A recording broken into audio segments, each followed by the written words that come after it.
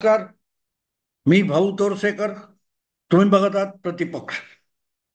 मित्रांनो, महाराष्ट्र आणि झारखंड या दोन विधानसभांच्या निवडणुका आता अखेरच्या टप्प्यात आल्या आहेत.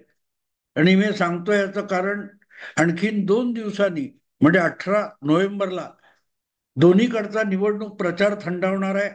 आणि आणखीन 2 दिवसांनी म्हणजे 20 नोव्हेंबरला, आजपासून 4 दिवसांनी, झारखंडमध्ये उरलेले 38 मतदारसंघ आणि महाराष्ट्रातले 288 मतदारसंघ यासाठी मतदान होऊन जाणार आहे. आणि एकदा मतदान झालं की 3 दिवसानंतर 23 नोव्हेंबरला मतमोजणी होणार आहे. आणि त्यावेळेला प्रत्येक पक्षाच्या ज्या फुशारक्या मारलेल्या आहेत त्याचं वस्त्रहरण होणार आहे. जे वस्त्रहरण आपण अगदी अलीकडे म्हणजे 8 ऑक्टोबरला हरियाणा या राज्यात बघितलं. हरियाणा लोकसभेच्या वेळेला भारतीय जनता पक्ष आपल्याकडे असलेल्या 10 पैकी 5 लोकसभेच्या जागा गमावून बसला. आणि त्यानंतर देशभर आणि हरियाणामध्ये सुद्धा भाजपचा अस्तकाळ सुरू झाला, अशी सार्वत्रिक चर्चा व्हायला लागली. आणि त्याचं कारण सरळ होतं की लोकांच्या नजरेत निवडून आलेल्या जागा भरतात. मतदानाच्या टक्केवारीकडे लोकांचा दुर्लक्ष होत असतो.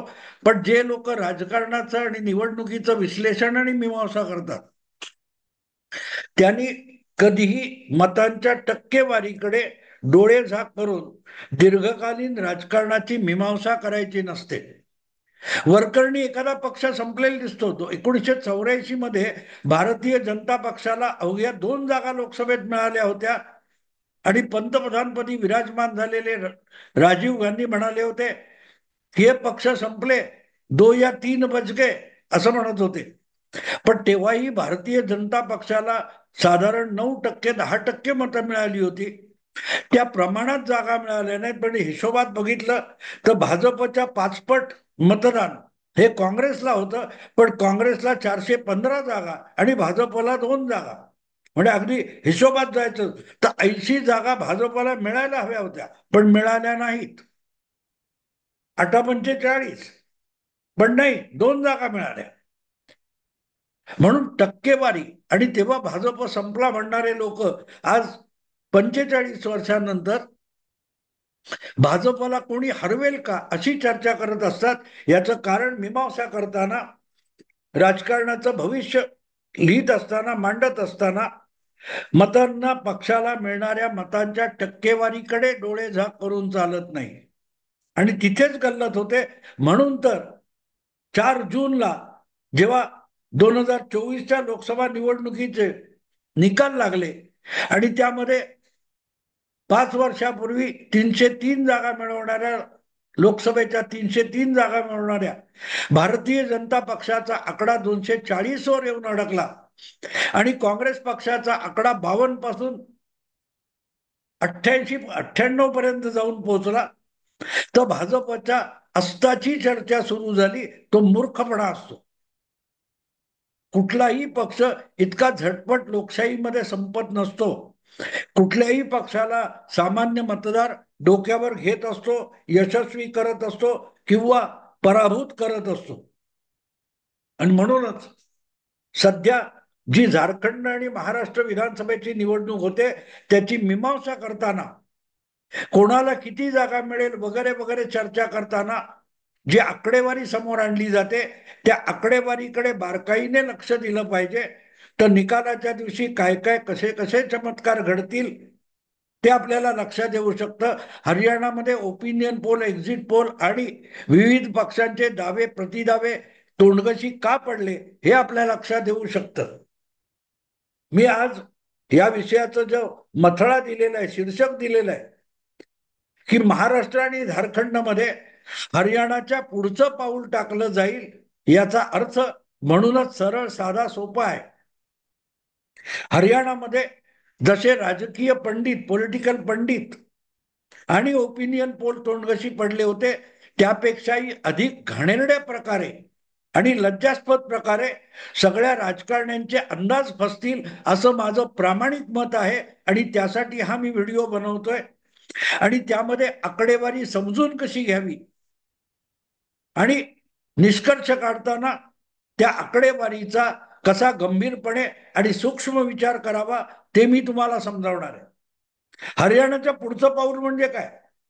हरियाणामध्ये काँग्रेस पक्ष सत्तेवर आला असं गृहीत धरलं जात होतं, पण लोकसभेत भाजपचा जो पराभव झाला किंवा भाजपला 5 जागा गमवाव्या लागल्या, पण 5 जागा टिकवता आल्या आणि काँग्रेसचा जो भव्य दिव्य विजय असं म्हटलं जात होतं, तेव्हा एक गोष्ट विसरली गेली की हरियाणामध्ये लोकसभेसाठी झालेल्या एकूण मतापैकी किती हिस्सा भारतीय जनता पक्षाला मिळाला, किती हिस्सा काँग्रेस पक्षाला मिळाला आणि उरलेल्या पक्षांना किती हिस्सा मिळाला याचं समीकरण कोणी मांडलं नाही.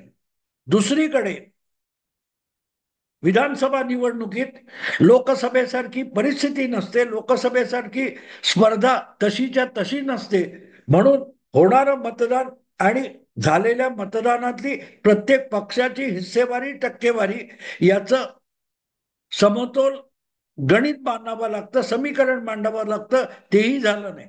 इथून मी मुद्दाम सुरुवात करतोय की लोकसभेला हरियाणामध्ये जे काही मतदान झालं होतं ते मी यापूर्वी सांगितलेलं आहे, 64.8% मतदान झालं होतं आणि त्यापेक्षा फक्त 3.9 सॉरी 3.1% मतदान विधानसभेला वाढलं. पण या वाढलेल्या 3% सगळा चमत्कार घडवला. हे जितकं खरं आहे त्यापेक्षाही आणखीन एक पैलू लक्षात घेतला पाहिजे. तो पैलू म्हणजे लोकसभेला झालेल्या एकूण मतदानामध्ये टक्केवारीत बघितलं तुम्ही तर भाजप आणि काँग्रेस या दोन पक्षातच 91% अधिक मतं विभागली गेली होती. म्हणजे हे दोन प्रमुख राष्ट्रीय पक्ष सोडले तर हरियाणा लोकसभा निवडणुकीमध्ये उरलेले जे प्रादेशिक स्थानिक छोटे मोठे पक्ष होते त्यांना मतदानामध्ये फारशी हिस्सेवारी मिळालेली नव्हती. हे पक्ष प्रादेशिक आहेत आणि ते राष्ट्रीय राजकारणावर कुठलाही फारसा परिणाम करू शकणार नाहीत. म्हणूनच मतदाराने अशा लोकांकडे पाठ फिरवून भाजप किंवा काँग्रेस या प्रमुख राष्ट्रीय पक्षांकडे आपला मोहरा वळवलेला होता. पण अशा रीतीने राष्ट्रीय महत्वाच्या निवडणुकीमध्ये राष्ट्रीय पक्षाला प्राधान्य देणाऱ्यांपैकी बराचसा मतदार असा असतो की जो प्रादेशिक म्हणजे विधानसभेच्या निवडणुकीमध्ये राष्ट्रीय पक्षांच्या तुलनेमध्ये प्रादेशिक पक्षांना सुद्धा स्पर्धक समजून त्यांच्याकडे वळत असतो. त्यामुळे लोकसभेला राष्ट्रीय पक्षांना मिळालेलं जे मतदान असतं त्याचा हिस्सा किंवा लचका विधानसभा निवडणुकीत तोडला जातो. लोकसभेला भारतीय जनता पक्षाला 46% अशी काहीतरी मतं होती आणि काँग्रेसला जवळपास 47% अशी मतं होती. पुढे दोघांना मिळून जवळजवळ 92-93% मतं मिळालेली होती. पुढे उरलेल्या सगळ्या प्रादेशिक पक्ष अपक्ष बंडखोर यांच्यासाठी 7-8% मतं उरलेली होती. 46% भाजप आणि 47%, 1.25% काँग्रेसला जास्त मतं होती. पण काँग्रेसला 5 जागा मिळाल्या आणि भाजपला 5 जागा मिळाल्या. निम्मे निम्मे वाटप झालं. पण विधानसभेला 4 महिन्यानंतर जे मतदान झालं त्यामध्ये नुसती या दोन पक्षांच्या एकूण मतदान वाढलं, या पक्षांच्या मतविभागणीमध्ये जी तफावत होती त्यामध्ये फरक पडला, ही सुद्धा गोष्ट खरी आहे. पण एक मोठी गोष्ट विसरली नाही पाहिजे की या सगळ्या दोनही राष्ट्रीय पक्षांच्या मुख्य झुंजीमध्ये स्पर्धेमध्ये महत्वाची भूमिका प्रादेशिक पक्ष बंडखोर अपक्ष आणि छोटे पक्ष यांनी पार पाडलेली होती. लोकसभेला 92% मतं या दोन पक्षांमध्ये विभागली गेली होती. पण विधानसभेचं मतदान होताना नुसतं 3% मतदान वाढलं नव्हतं तर राष्ट्रीय पक्षांच्या वाट्याला जी मतं आली त्यामध्ये जवळजवळ 13% घट झालेली होती. भारतीय जनता पक्ष 39 पॉईंट काहीतरी पर्सेंट आणि काँग्रेस पण 39 पॉईंट काही पर्सेंट. म्हणजे विधानसभेला काँग्रेस आणि भाजप यांना जवळजवळ समसमान मतं आहेत. पण त्यांना लोकसभेला मिळालेल्या मतांमध्ये लचके तोडले गेले. लोकसभेला भाजपला 46% मतं होती, त्यामध्ये जवळजवळ 6 ते 6.5% घट झाली आणि काँग्रेसच्या मतामध्ये लोकसभेपेक्षा जवळजवळ 7% घट झाली. म्हणजेच ही मतं बंडखोर अपक्ष आणि प्रादेशिक पक्ष यांच्याकडे गेली, जी लोकसभेच्या वेळेला राष्ट्रीय पक्षांकडे होती. आणि म्हणून विधानसभा निवडणुकीमध्ये जे प्रादेशिक पक्ष उतरतात, छोटे पक्ष उतरतात किंवा अपक्ष बंडखोर असतात, यांच्या बाजूला जाणाऱ्या मतांचा ओढा वाढत असतो आणि तेवढी राष्ट्रीय पक्षामध्ये किंवा मोठ्या पक्षांच्या मतामध्ये घट होत असते. आणि ही गोष्ट फार महत्वाची आहे. त्याचा परिणाम मूळ लढणाऱ्या पक्षांच्या परफॉर्मन्सवर होत असतो. भारतीय जनता पक्षाला हरियाणामध्ये ठक्क करून टाकणारं बहुमत मिळालं तर त्याचं श्रेय भाजपला, त्यांच्या कार्यकर्त्यांना मतदान वाढवण्यामुळे जेवढं दिलं जातं तितकंच श्रेय काही प्रमाणामध्ये जननायक जनता पार्टी, इंडियन नॅशनल लोकदल किंवा असे जे छोटे पक्ष होते आणि बंडखोर अपक्ष होते त्यांना सुद्धा त्याचं श्रेय द्यायला लागेल. कारण या पक्षांनी ज्या राष्ट्रीय पक्षांच्या मतांचा लचका तोडला त्याचा फायदा आयदर काँग्रेसला मिळाला किंवा भारतीय जनता पक्षाला मिळाला. कारण विधानसभेचे मतदारसंघ छोटे होतात आणि तिथे काही हजारांच्या फरकाने निकाल इकडचा तिकडे जातो. लक्षात घ्या, लोकसभेपेक्षा विधानसभेमध्ये हरियाणात 13% मतं ही दोनही राष्ट्रीय पक्षांकडून इतर पक्षांकडे सरकली होती.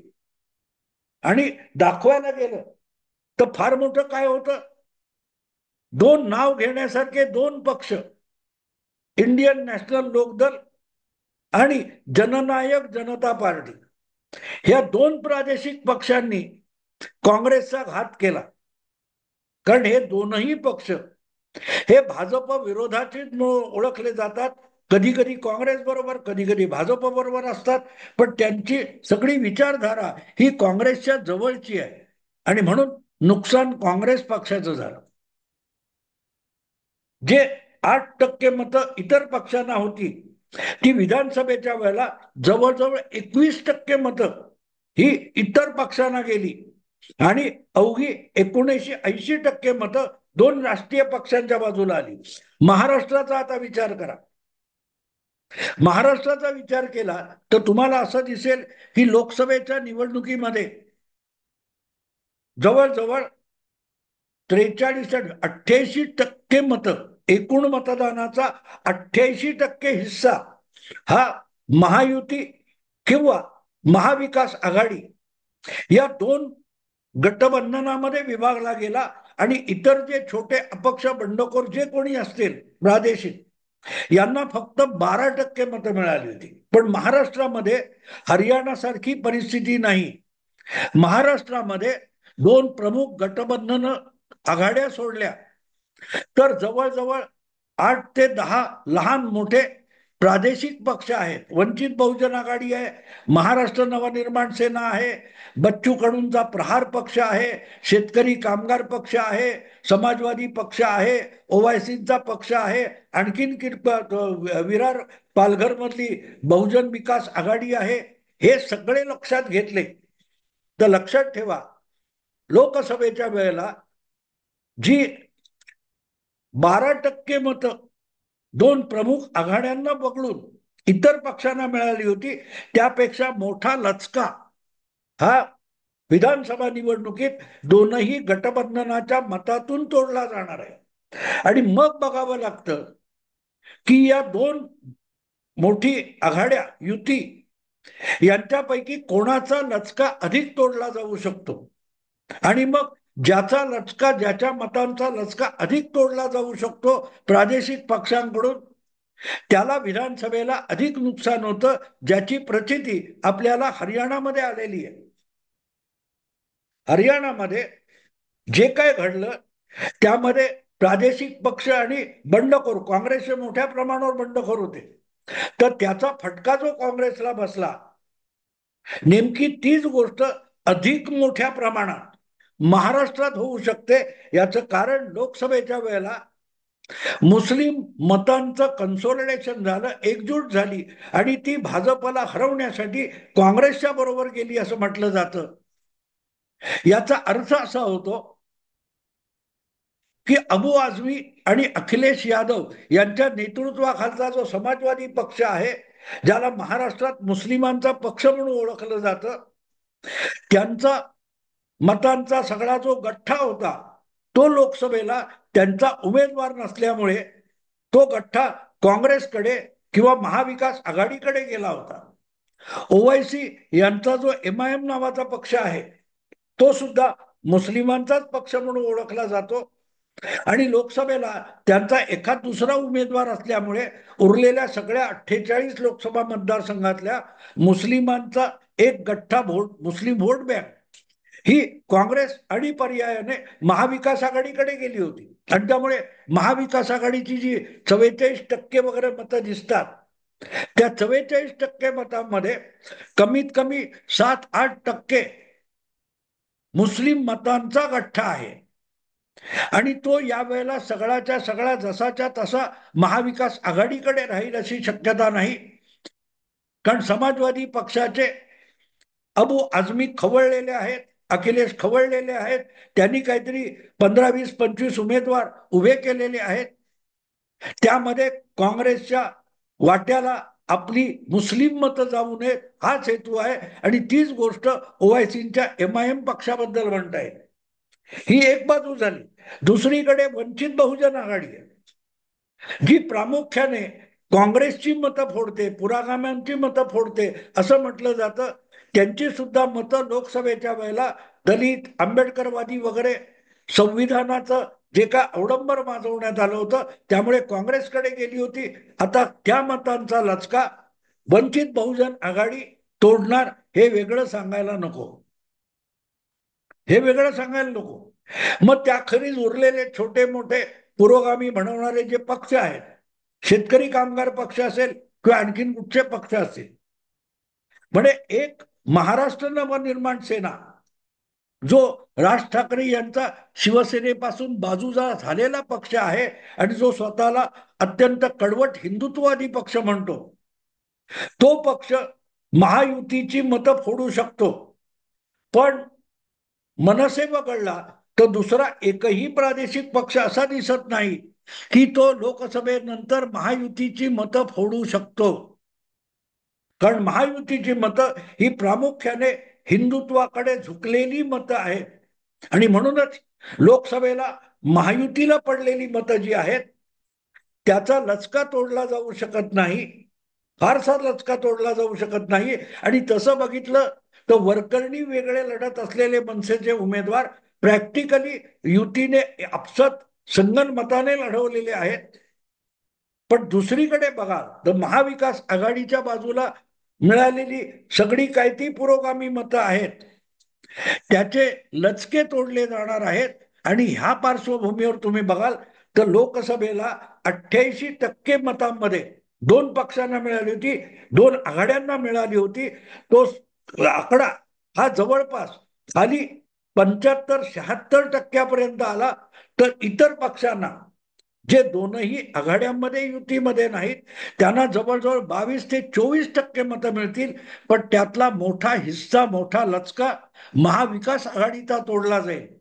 आणि इथे गंमत लक्षात येते की ज्यावेळेला देवेंद्र फडणवीस सतत सांगतात की अर्ध्या टक्क्या मताचा फरक आहे, आता अर्धा टक्का मतांनी जर 48 पैकी 31 जागा महाविकास आघाडीला मिळाल्या आणि त्यांच्या मतांचा मोठा लचका जर प्रादेशिक पक्षांनी, पुरोगामी लहान मोठ्या पक्षांनी फोडला तोडला तर मग सगळ्यात मोठा फटका विधानसभा निवडणुकीत महाविकास आघाडीला बसू शकतो, जितका मनसे या एका पक्षामुळे किंवा किरकोळ काही बंडखोरांमुळे महायुतीला बसणार नाही.